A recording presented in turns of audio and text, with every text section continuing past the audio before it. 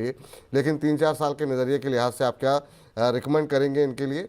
और कुछ और ऐसे शेयर हैं क्या जो आपको लगता हो कि 4-5 साल के लिए पोर्टफोलियो में होनी चाहिए? देखिए, अगर आप 3 से 5 साल के प्रोस्पेक्टिव से बात कर रहे हैं तो सबसे बेहतरीन शेयर जो मुझे लगता है वो बजाज हाउसिंग फाइनेंस लगता है।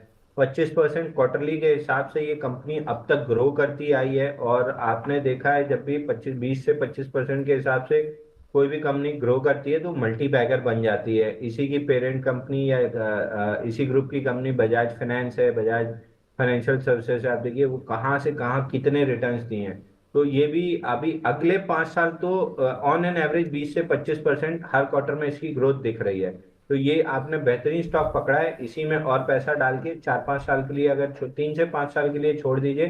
कितना रिटर्न बन सकता है ये कहना मुश्किल है, लेकिन कम से कम मान के चलिए कि यहाँ से अगर 125 के हिसाब से भी पकड़े, 400 साढ़े 400 का भाव अगर आपको 3 साढ़े 3 साल में मिलता है, बहुत ज्यादा सरप्राइज नहीं होना चाहिए। बस एक ही काम कीजिए, हर क्वार्टर में थोड़ा सा रिजल्ट पे ध्यान रखिए।